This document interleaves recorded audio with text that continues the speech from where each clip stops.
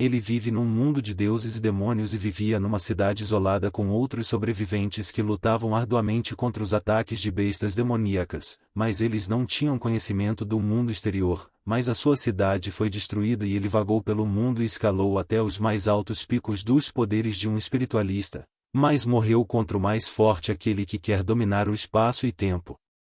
No entanto, ele foi trazido de volta há 13 anos no passado para sua antiga cidade e reencontrou seus amigos, sua amada e sua família e jurou derrotar aquele que quer dominar tudo e defender sua cidade com toda a sua experiência e conhecimento. Tudo começa com nosso protagonista, Nieli. Ele acorda na sua antiga sala de aula, se perguntando onde está e percebe que está na sua antiga sala de aula, no entanto deveria estar lutando contra o sábio imperador e suas bestas divinas. Contudo percebe que morreu em batalha e olha ao redor e vê sua amada e seu amigo que considera como um irmão e fica se perguntando se isso tudo não é um sonho e dá aquela beliscada de leve em si mesmo. Logo lembra do seu livro do espírito demoníaco temporal e procura-o, mas percebe que ele se foi se lembrando que sempre esteve com ele. Então presta atenção no que sua professora está explicando, que é sobre os poderes dos espiritualistas e combatentes e seus níveis. Ela explica que um combatente usa sua própria força, mas um espiritualista usa a força de um espírito que pode se integrar com ele. Assim a sua força aumenta muito mais que um combatente. A sua professora mostra o seu espírito demoníaco, que é uma raposa flamejante, e explica que após se fundir com este pode controlar os seus poderes e recebe habilidades de controlar fogo. Nosso prota lembra que na sua vida passada a Cidade da Glória sofreu com os ataques das bestas demoníacas e que o guardião da cidade morreu a protegendo e que apenas alguns milhares sobreviveram e fugiram para o deserto, e nessa fuga as pessoas que haviam escapado morreram uma após a outra. Lembra que conheceu a sua amada Zion, então conta a seguinte poesia sobre os dois: as estrelas brilham, a noite caiu e sob as ameaças da morte, nos aconchegamos juntos. Juntos viajamos pelo deserto sem fim, nos tornamos fortes por causa dos sorrisos um do outro. No entanto, como a gente sabe que a alegria de pobre dura pouco, a sua garota morre protegendo ele. Assim, ele conta que na sua jornada andou por todo o continente mesmo sendo fraco e quase morrendo. Relembra que perdeu tudo o que tinha, no entanto quando estava para morrer desejou aos céus que pudessem lhe dar uma segunda chance.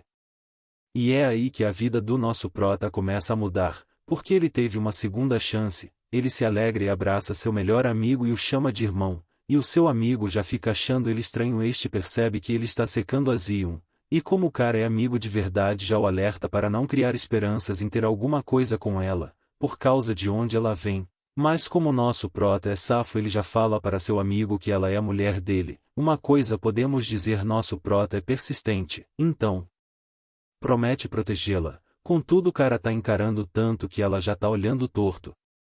Nosso prota não cansa de encarar e já encara outra pessoa e fala que ele, Shen Yui, é um gênio, e que antes da cidade ser destruída ele era noivo da Zion, prota talarico. Então pensando lembra que se não fosse pela Cidade da Glória ser destruída eles teriam se casado, e já tá planejando o que fazer para conquistar a garota dele novamente. Contudo como o cara se ferrou tanto ele já está feliz só de ver ela novamente. Esse cara realmente ama demais essa garota.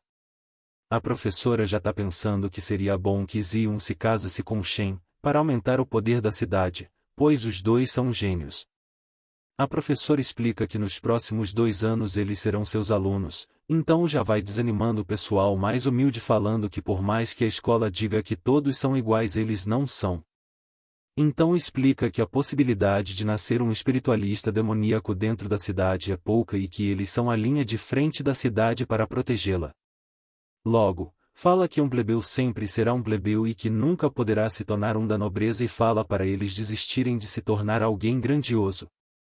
Então, um garoto chamado Duza fica indignado e nosso prota lembra que ele, por mais que existissem adversidades na vida de Duza, este trabalhou duro e se esforçou e conseguiu chegar em um espiritualista nível ouro com a própria força, e que durante a invasão ele lutou até a morte, enquanto a nobreza só pensava em escapar, e que a família da professora, a família sagrada, foi a primeira a fugir.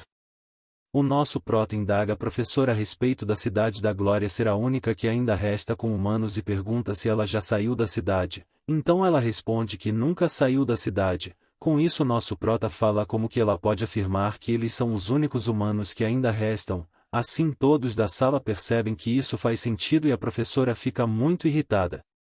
Como ela não é burra, então pergunta a ele se ele tem evidências que eles não são os únicos humanos vivos. Então nosso prota manda essa pérola para ela. Havia uma vez, um sapo nas profundezas de um poço.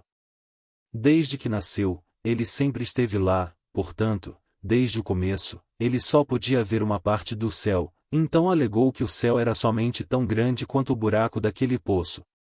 Mas o céu é realmente do tamanho do buraco. Cara, esse prota é genial, olha a analogia desse cara.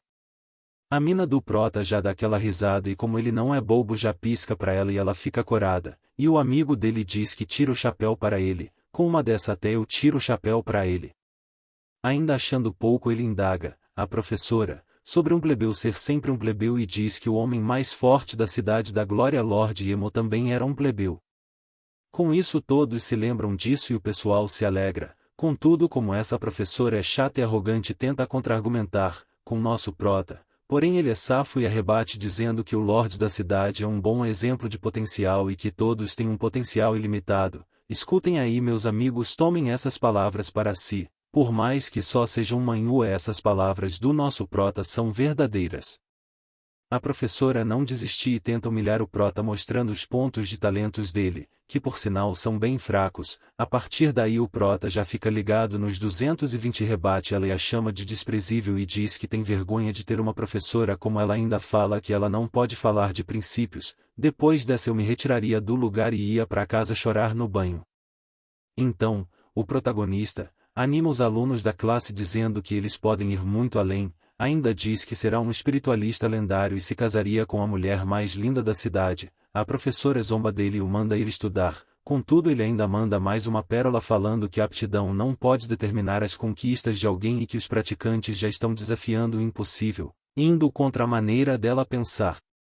Ele faz uma aposta com ela que caso ele se torne um espiritualista demoníaco de bronze ela sairá da escola e caso ele não consiga alcançar ele que sairia da escola. Ela ouvindo tudo isso zomba e rir dele, contudo aceita a aposta e bota ele de castigo em pé no canto da sala. Alguns alunos da sala vendo tudo isso se juntam a ele e a tropa do prota está formada.